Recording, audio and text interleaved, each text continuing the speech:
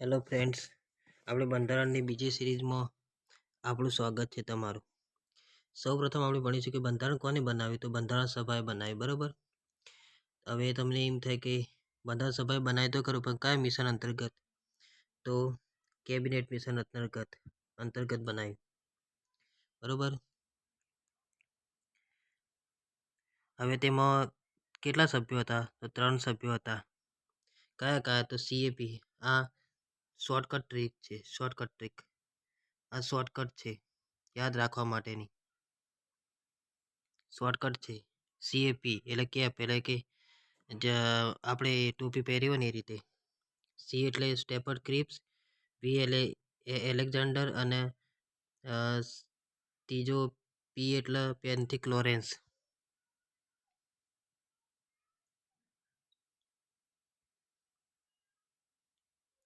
હવે બંધારણ તો બનાવ્યું બંધારણ સભાએ, બરાબર. તો તેમાં સભ્યો કેટલા હતા? 389 સભ્યો હતા. તેમાં દેશી રજવાડાના 93, જેમની નિમણૂક રાજા કરતા. રાજા પોતે બેસાડી દેતા, મન ફાવે બેસાડી દેતા, ગમે તેને બેસાડી દેતા રાજાઓ પેલા ચૂંટીને. પછી રાજ્યોમાંથી 292 સભ્યો હતા. કેન્દ્ર શાસિત પ્રદેશોમાંથી 4 સભ્યો હતા. જે આમાં ટોટલ 389 સભ્યો, જેમાંથી 3 સભ્યોની નિમણૂક થતી રાજાઓ દ્વારા. જ્યારે ચૂંટણી થતી 296 સભ્યોની, જેમાંથી જે કેન્દ્ર શાસિત પ્રદેશ હતો ને એમાં ABCD 3 વર્ગો હતા. જેમાં A એટલે અજમેર, B એટલે બલુચિસ્તાન, C એટલે કુર્ગ, અને D એટલે દિલ્હી. ચૂંટણી થતી 296 સભ્યોમાં, જેમાંથી કોંગ્રેસને 208 સીટો મળી. મુસ્લિમને 73 સીટો મળી, જેથી અને અન્યને 15 સીટો મળી, જેથી કોંગ્રેસ જીતી ગઈ. પરંતુ મુસ્લિમોને ઓછી બેઠકો મળવાથી તે નારાજ થઈ ગયા મુસ્લિમો. પૂછી નાખીએ.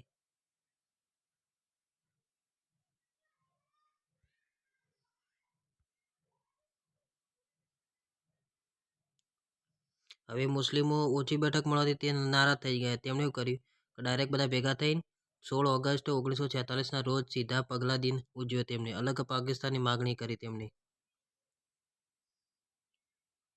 પ્રશ્ન આપણે પૂછવામાં આવ્યો પ્રશ્ન કે ભારત અને પાકિસ્તાનના ભાગલા કઈ યોજના અંતર્ગત પડ્યા? તો માઉન્ટ બેટન યોજના અંતર્ગત 3 જૂન 1947. IMP પ્રશ્ન. આ બધા IMP પ્રશ્ન.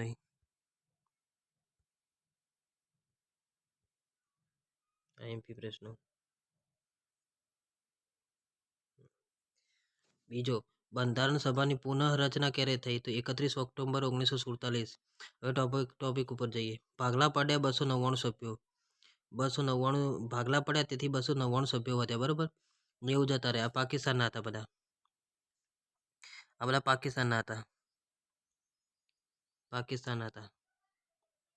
પાકિસ્તાનમાં જતા રહ્યા, બરાબર. આ બધા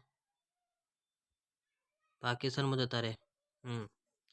તેથી 90 જતા રહ્યા, 299 સભ્યો વધ્યા. 299 સભ્યો વધ્યા.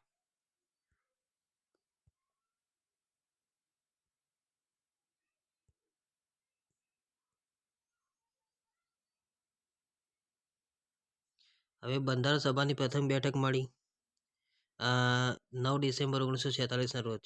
બંધારણ સભાની અંતિમ બેઠક મળી 24 જાન્યુઆરી 1950ના રોજ. આ બેઠકમાં 4 કામ કર્યા. પહેલો એક રાષ્ટ્રપતિ બનાવ્યો, જેમાં રાજેન્દ્ર પ્રસાદને. બીજો એક રાષ્ટ્રીય ગાન અને રાષ્ટ્રીય ગીતને મંજૂરી મળી. અને તે ચોથો બંધારણ ઉપર સહી કરી 284 સભ્યોએ.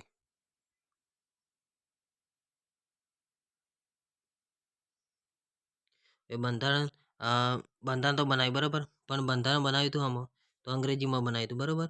પાછળથી વસંતકુમાર વૈદ્ય દ્વારા હિન્દીમાં રૂપાંતર થયું, કારણ કે મોટાભાગે બધા હિન્દી ભાષી હતા, એટલે સામાન્ય પ્રજા માટે. હવે 24 જાન્યુઆરી 1950ના રોજ 3 ચોપડીઓ ઉપર સહી કરી બધાએ.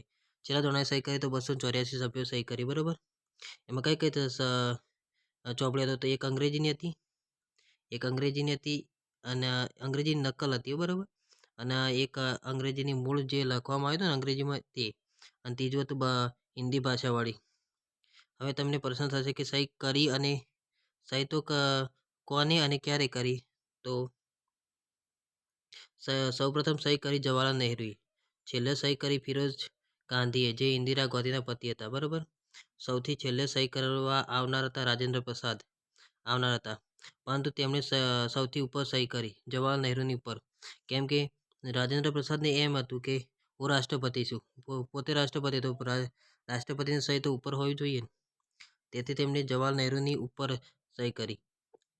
આમ બંધારણ ઉપર સૌપ્રથમ સહી કોની છે? તો રાજેન્દ્ર પ્રસાદની. કયા વ્યક્તિ તે દિવસે બંધારણ ઉપર સહી કરવા ના પાડી? તો હસરત મોહાણી. આ આઈએમપી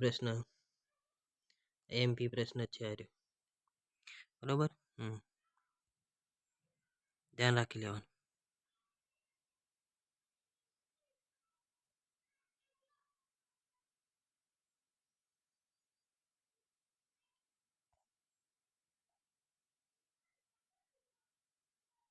નવેમ્બર 1949 બંધારણ તૈયાર થયું, એટલે કે બન્યું. આ દિવસે આંશિક બંધારણ લાગુ થયું હતું, એટલે કે બંધારણના 15 અનુચ્છેદ અમલમાં, એટલે કે લાગુ પાડી દીધા હતા બરાબર. અને 26મી જાન્યુઆરી 1950, એટલે કે એક્ઝેક્ટ 1 મહિના એક મહિનો અને 1 વર્ષ પછી, એટલે પૂર્ણ રીતે લાગુ, એટલે અમલીકરણ બન્યું. બોલે આપણો પ્રજાસત્તાક ગણતંત્ર દિવસ આપણો બરોબર, આપણો ગણતંત્ર દિવસ છે આ રહ્યો. હવે થોડાક ફેક્ટ વિશે જાણીએ ભારતનું બંધારણ. તો પહેલાં તો મુસદ્દા સમિતિએ બનાવી કને તો મુસદ્દા સમિતિએ, પાછળ મુસદ્દા સમિતિ બનાવી, પરંતુ તેમાં લખવાનું કામ કોને કર્યું હતું? તો લખવાનું કામ કર્યું હતું પ્રેમનારાયણ રાયજાદાએ. આ તેમને હાથ વડે લખ્યું હતું, હાથ વડે લખ્યું હતું, તેથી તેને હસ્તલિખિત કહે છે બરાબર. અને જેમાં ચિત્રો દોર્યા નંદલાલ બોઝે, આમુખનું ચિત્ર દોર્યું બેવર રામ મનોહર સિંહ. આ ધ્યાન રાખી લેવાનું. ટોટલ ચિત્રો દોરે નંદલાલ બોઝે, અને ખાલી આમુખનું ચિત્ર દોર્યું બેવર રામ મનોહર સિંહાએ. ધ્યાન રાખી લેવાનું. આમુખ પૂછશે ને, આમુખનું ચિત્ર તો બેવર રામ મનોહર સિંહ આવે. જ્યારે ટોટલ બધા ચિત્રોની વાત કરે ને તો નંદલાલ બોઝ આવે બરાબર. ધ્યાન રાખી લેવાનું.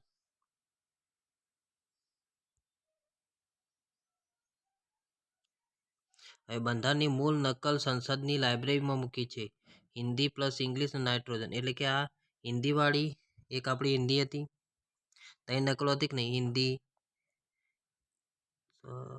ત્રણ નકલો હતી, એક હિન્દીવાળી હતી,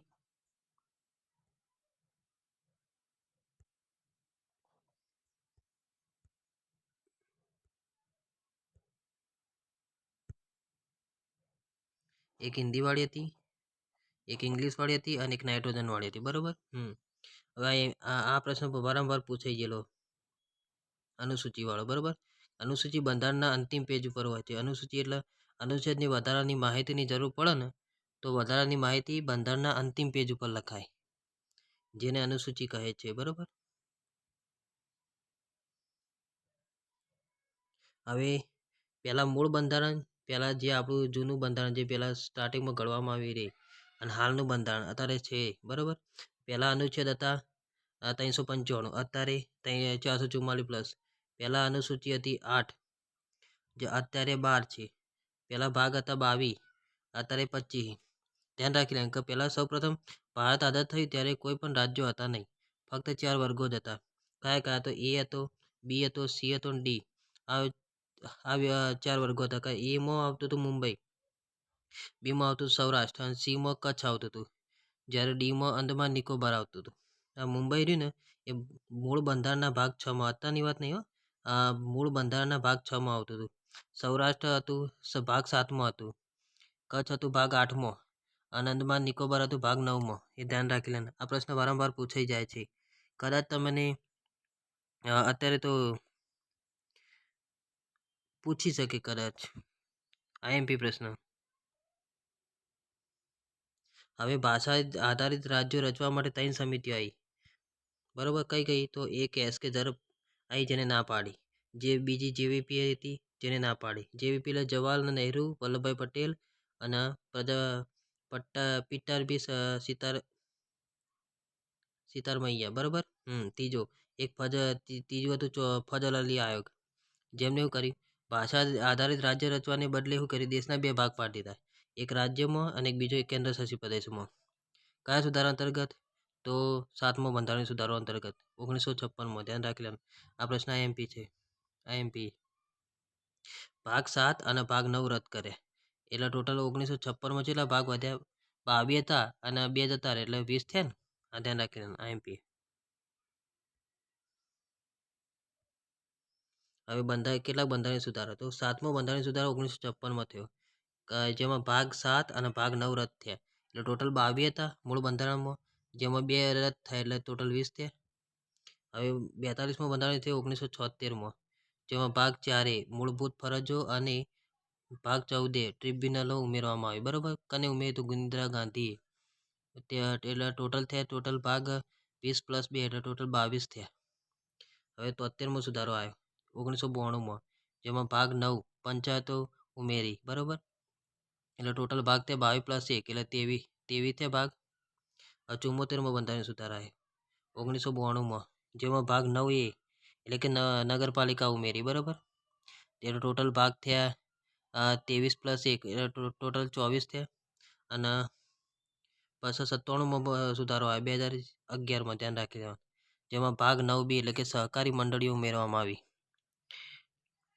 સહકારી મંડળીઓ ઉમેરવામાં આવી, જેથી 97મો બંધારણ સુધારો 2011માં ભાગ 9B એટલે સહકારી મંડળીઓ ઉમેરવામાં આવી, એટલે ટોટલ ભાગ થયા 24 + 1 એટલે કે 25, બરાબર. હજી સુધી ભાગ 7ને રદ નથી કર્યો. જો પહેલાં તો આ એક 7 ને 9 રદ થઈ ગયા, બરાબર. જેમાં ભાગ 7ને રદ જ રાખ્યો, બરાબર. અને ભાગ 9ને ફરીથી જીવિત કરી દીધો. કયા સુધારા અંતર્ગત જીવિત કર્યો ભાગ 9ને? તો ભાગ 9ને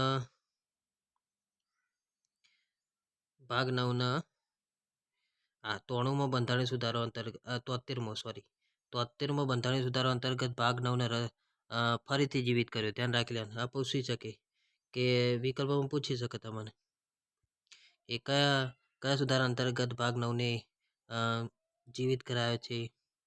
તો 73માં આવે. ધ્યાન રાખી લેવાનું. આમ ટોટલ કેટલા થયા? તો પહેલા બંધારણમાં 22 હતા, અત્યારે 22 મુખ્ય અને 3 પેટા ભાગ એટલે ટોટલ 25 ભાગે. પેટા હવે તમને એમ થાય કે પેટા કયા કયા? તો એક તો આવ્યો 9B, બરોબર. એક 9B એક બીજો આવ્યો આ 2 4A આ 14A પછી આ 9A અને 9B, બરોબર. ટોટલ 4 પેટા ભાગ. ધ્યાન રાખી લેવાનું. હકીકતમાં જોવા જઈએ ને તો 4 પેટા ભાગ થાય, બરાબર. કયા કયા 4 ભાગ? તો એક ટોટલ આ 1 આ 2, બરોબર. આ 3 અને આ 4 થક ના થાય, પણ તેમને શું કર્યું? તો ટોટલ અત્યારે હાલ પરીક્ષામાં વારંવાર પ્રશ્ન પૂછાય છે આર્યો. તો હાલ અત્યારે બધી જ પરીક્ષામાં જવાબ આર્યો સાચો હોય એ ધ્યાન રાખી લેવાનું. તો તમારે શું કરવાનું? તો 22 + 3 પેટા ભાગ લખવાનો. આમ હકીકતમાં જ 21 મુખ્ય + 4 એટલે ટોટલ 25 થાય, બરાબર. 25 ભાગ તો ખરા, પણ આ રીતે 21 મુખ્ય 4 પેટા ભાગ એટલે ટોટલ 25 થાય.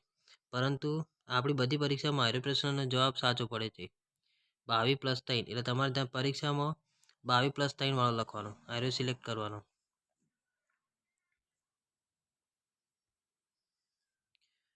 હવે થોડા ક્વેશ્ચન કે આગળ જોઈએ ને એ રીતે કે બંધારણમાં 1956માં કેટલા ભાગ હતા, અને બીજો હાલમાં બંધારણમાં કુલ કેટલા ભાગ છે? તો આવે ને આગળ કે 22 + 3 એટલે ટોટલ 25, અને 1956માં કેટલા હતા આગળ જોઈએ ને તમે 20. ધ્યાન રાખી આ ક્યાં લખી છે? તો 1956 આગળ સ્લાઇડમાં લખ્યું છે. કઈ જગ્યાએ? તો જોઈ લો કઈ સ્લાઇડમાં લખી જો એ